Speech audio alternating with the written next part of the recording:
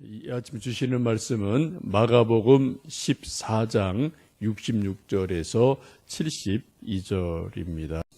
베드로는 아랫뜰에 있더니 제사장의 여종 하나가 와서 베드로가 불 쬐고 있는 것을 보고 주목하여 이르되 너도 나사렛 예수와 함께 있었도다 하거늘 베드로가 부인하여 이르되 나는 내가 말하는 것이 무엇인지 알지도 못하고 깨닫지도 못하겠노라 하며 앞들로 나갈새 여종이 그를 보고 곁에 서 있는 자들에게 다시 이르되 이 사람은 그 도당이라 하되 또 부인하더라. 조금 후에 곁에 서 있는 사람들이 다시 베드로에게 말하되 너도 갈릴리 사람이니 참으로 그 도당이니라.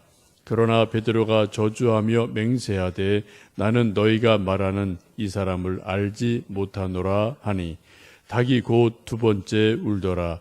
이에 베드로가 예수께서 자기에게 하신 말씀 곧 닭이 두 번 울기 전에 내가 세 번 나를 부인하리라 하심이 기억되고 그 일을 생각하고 울었더라. 아멘. 함께 읽으신 본문의 말씀은 베드로에게는 가장 뼈 아픈 사건이고 또 그러한 기억이 됩니다. 소위 아킬레스건과 같은 그러한 일이 되죠. 제가 베드로의 복음서에 나타난 생애에 대해서 간단하게 그래프를 한 2주 전에 이렇게 좀 그려서 보여드린 적이 있는데 제가 볼 때는 베드로도 실수가 많고 우리도 실수가 많은 사람입니다만 베드로의 인생 가운데 가장 큰 실수, 가장 큰 아픔 이것이 바로 예수님 3번 부인하는 이 일로 볼 수 있습니다. 우리 인생은 다 완벽하지 않기 때문에 누구나 다 실수가 있습니다. 그러나 실수도 실수 정도일 때가 있지요. 우리 사람들이 그냥 일반적으로 그럴 수도 있지라는 실수가 있는 반면 어떻게 그럴 수가 있지라고 하는 좀 큰 실수도 있게 마련입니다. 지금 베드로는 앞에서 우리가 말씀 보신 것처럼 다른 사람은 다 주님을 버릴지라도 나는 절대로 주님을 버리지 않습니다. 라고 호언장담한 것이 오히려 또 이제 자기 발목을 잡는 말이 되었습니다. 그런 굳은 언약을 차라리 하지 않았더라면 덜 괴로웠고 또 친구들에게나 우리 후대 성경을 보는 우리들에게도 덜 욕을 먹었을 텐데 그런 호언장담을 해놓은 것이 있기 때문에 자신도 그렇고 그 주변의 친구도 그렇고 우리 후대 우리 성경을 읽는 우리들도 베드로에 대해서 저래라고 생각하게 됩니다. 베드로가 왜 이런 큰 실수를 했을까? 그 이유를 우리는 다 알 수 없습니다만 성경에서 한 가지 유추할 수 있는 것은 마태복음 26장 58절에 있는 말씀입니다. 이러한 말씀이죠. 예수님이 잡혀서 붙들려 갈 때 그때 베드로가 멀찍이 예수를 쫓았더라라고 말씀합니다.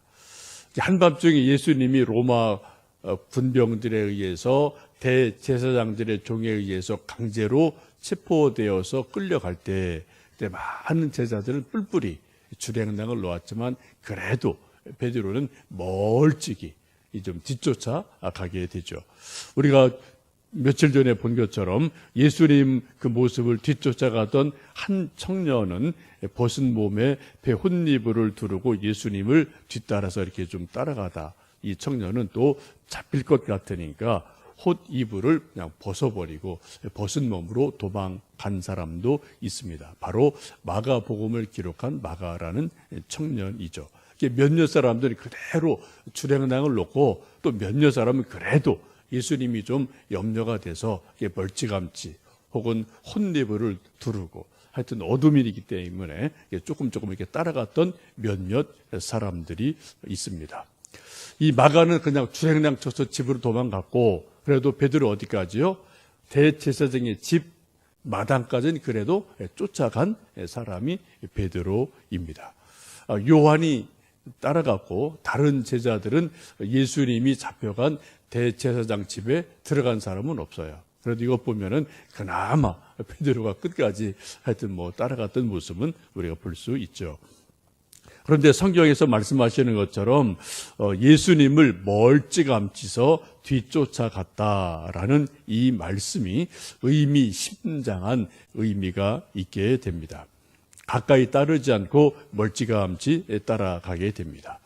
멀찍이라는 그 단어가 주는 의미는 말 그대로 가깝지 않고 아주 멀찌감치 어느 정도 거리를 두고 좀 갭을 두고 이렇게 좀 보일 둥 아닌 것처럼 이렇게 그렇게 따라가는 그러한 모습을 봅니다. 우리도 인간 관계를 보면 이제 어떤 가족, 부모, 자녀 사이에, 친구 사이에 또 여러 사람 만나는 관계도 사람이라는 것은 늘 변화되는 존재이기 때문에 마음이 멀었다 가까웠다. 또 물리적으로도 멀었다 가까웠다. 이런 일들이 우리도 매일매일 반복되고 있지 않습니까? 그래 친한 친구도 또 가깝게 느껴질 때가 있고 멀게 느껴질 때가 있고 또 우리 자녀들도 가깝게 느껴질 때가 있고 멀게 느껴질 때가 있고 또 남처럼 느껴질 때가 있고 저도 지금도 이해하지 못하는 것 중에 하나가 우리 여기 계신 우리 권사님들도 그런지 모르겠지만 아들이 결혼을 하면은 이게 남같이 느껴지는가 보죠. 결혼하기 전에는 내 아들 이렇게 좀 어떻게 가까운 느낌이 있는데 결혼을 딱 하면은 이게 내 아들이 아니라는 느낌이 좀 있으십니까? 저희 어머님이 가끔 그런 말씀을 하세요. 속에 있는 얘기 다 못하겠다. 이런 얘기를 하시면서 뭔가 이렇게 좀 본인이, 저는 안 그런데 본인이 거리감을 두는 그러한 느낌, 그러한 말을 가끔 하실 때가 있어서, 아이고, 엄마, 무슨 말씀 그렇게 하십니까? 절대 그렇지 않지. 엄마는 엄마지, 아들은 아들이지라고 제가 정말 저는 분심스럽게 말을 하는 겁니다. 근데 어머님께서는 좀 이게 이제 또 며느리가 있어서 그런 건지, 그 자리 없는데도 불구하고, 뭔가 이게 좀 거리감을 갖는 그런, 말씀을 여러 번 하셔서, 제가 좀 그 마음은 다 헤아리기가 좀 어렵습니다. 우리 여기 권사님들, 아들은 아들입니다. 결혼해도 아들, 결혼 안 해도 아들이에요. 이게 속에 있는 얘기 여러분 하실 것 같으면 다 하셔요. 제가 볼 때는 그게 아들 입장에서 더 좋고, 괜히 또 거리감 덜 느끼는 일이지 않나, 그런 생각을 저 개인적으로 하여튼 저 어머님과의 관계 속에서 해보게 됩니다. 어쨌든 우리 모든 인간들은 완벽하지 않기 때문에 부모 자녀 간에도 형제 간에도 친구 간에도 어떤 때는 정말 막 가까웠다. 어떤 때는 별것 아닌데 막 거리감이 느껴졌다. 이런 것들이 수시로 왔다 갔다 하는 이런 일들이 있게 됩니다.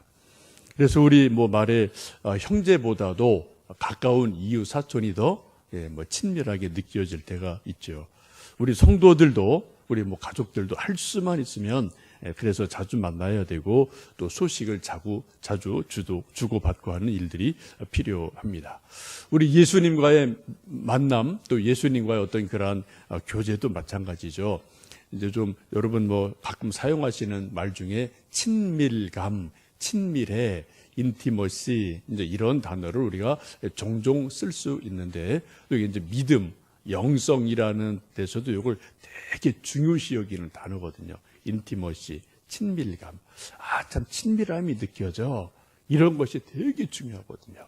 가족 간에, 우리 성도 간에, 친구 간에. 특별히 예수님과 나와의 어떤 그 마음의 상태, 심리적인 상태, 영적인 상태가 주님과 정말 내가 주님과 함께 걷는 그런 느낌이 있고 어떤 때는 베드로처럼 예수님은 저쪽에 나는 저쪽에 이렇게 좀 떨어져 있는 느낌 이런 것들이 우리도 종종 있죠. 가깝다 멀다 이런 느낌들이 우리에게도 있지 않나 싶습니다.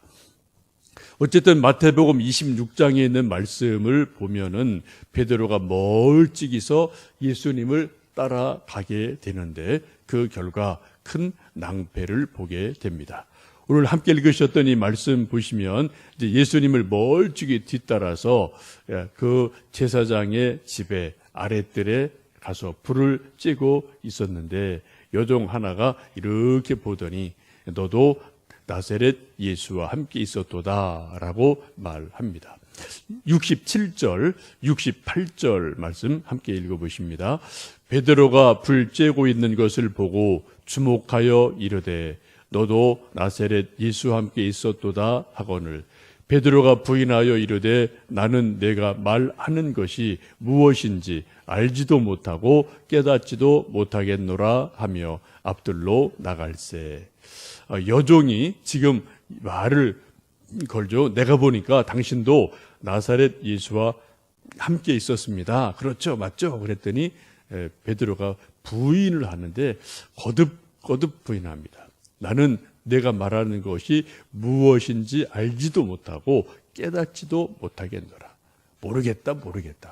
두 번이나, 그죠? 연거푸서 부인을 하고 자리를 또 옮겨서 앞들로 다른 곳으로 가니까 또 여정이 또 이제 따라와서 곁에 있는 사람들에게 또 이 사람이 그 도당이에요.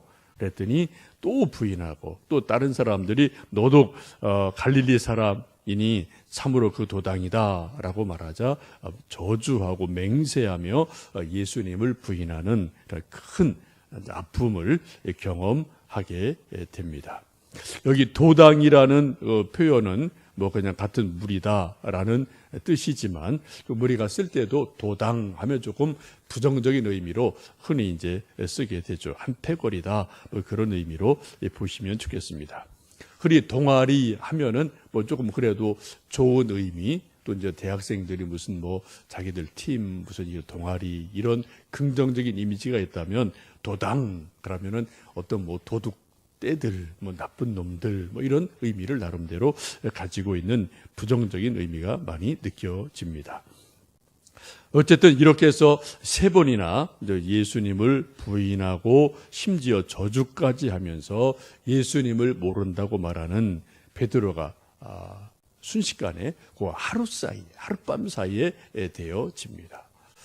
우리가 마태복음 16장을 보시면 많은 사람 제자 앞에서 주는 그리스도시요 살아계신 하나님의 아들이십니다 라고 고백하던 베드로가 별것 아닌 여종과 하인들 앞에서 나는 도무지 저 사람을 알지 못합니다 라고 예수님을 부인하는 전혀 다른 모습을 보여줍니다.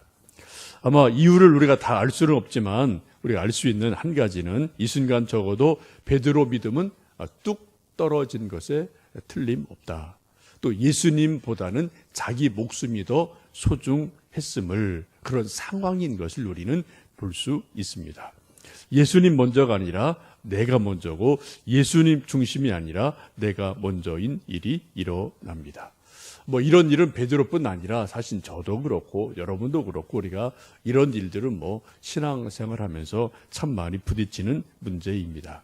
하나님 먼저, 내일 먼저, 교회 먼저, 내일 먼저. 뭐 이런 일들 우리도 뭐 매일매일 뭐 끊임없이 다가오는 문제이죠. 다행스러운 것은 72절에 있는 말씀처럼 이제 베드로가 또 깨닫기를 시작한다는 거죠. 72절 말씀 함께 읽습니다. 닭이 곧 두 번째 울더라. 이에 베드로가 예수께서 자기에게 하신 말씀 곧 닭이 두 번 울기 전에 내가 세 번 나를 부인하리라 하심이 기억되어 그 일을 생각하고 울었더라 라고 말씀합니다. 예수님을 세 번 부인하고 나자마자 곧 닭이 꼬끼하고 두 번 우는 닭 울음소리를 듣게 되고 그 순간에 어떻게 해요? 닭 울음소리를 듣는 그 순간에 예수님이 자기를 향해서 예언하신 말씀 닭이 두 번 울기 전에 내가 나를 세 번 부인하리라 라는 예수님의 말씀 예수님의 예언의 말씀이 기억이 났다는 거죠. 생각이 났다는 거죠. 이게 중요한 거예요. 그래서 밖에 나가서 통곡하며 회개하는 베드로의 모습을 봅니다. 여러분, 우리 사람들은 너나 할 것 없이 사람들의 말을 사람이 듣고도 무슨 말인지 모를 때가 참 많습니다. 그죠? 우리가 대화하다 보면은 한국말 하는데도 이렇게 의사 전달이 전혀 안 될 때가 종종 있어요.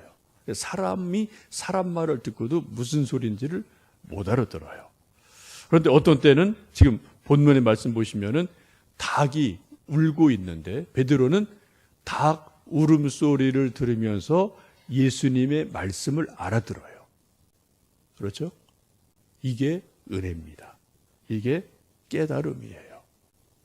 사람이 사람의 말을 듣고도 모를 때가 있는데 어떤 경우는 닭 울음소리를 듣고 예수님 음성을, 예수님 말씀을 알아듣고 깨닫고 눈치를 챈다는 거죠. 아, 그게 이거구나 라고 깨달아하는 그런 영적인 일이 일어나게 됩니다.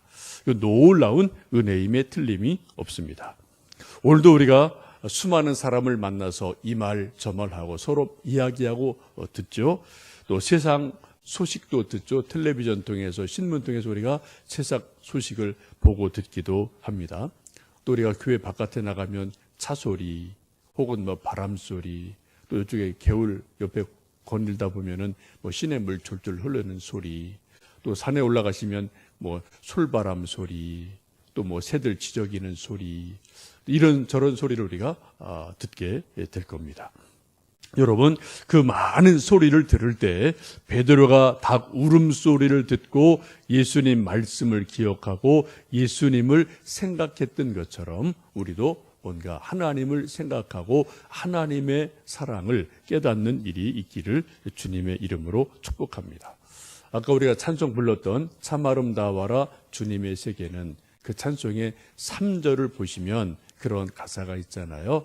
뭐 이렇게 잔잔한 시냇물, 새소리, 거기에서 뭐를 듣는다고요?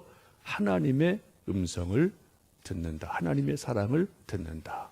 그러한 놀라운 찬송을 고백하고 있는데 우리도 오늘 사람들의 소리, 또 새소리, 물소리, 또 이런저런 소리 중에서 하나님의 음성, 하나님의 사랑의 음성을 속삭임을 듣는 귀한 하루가 되시기를 축복합니다. 무엇보다도 이제 이번 목금토 있는 사경회 통해서 이제 사람이 말을 합니다. 목사님이 말을 해요. 근데 어떤 사람은 그 말을 알아듣는 경우도 있고 어떤 사람은 좀 무슨 소리야? 라고 또 전혀 못 듣는 경우도 있겠죠.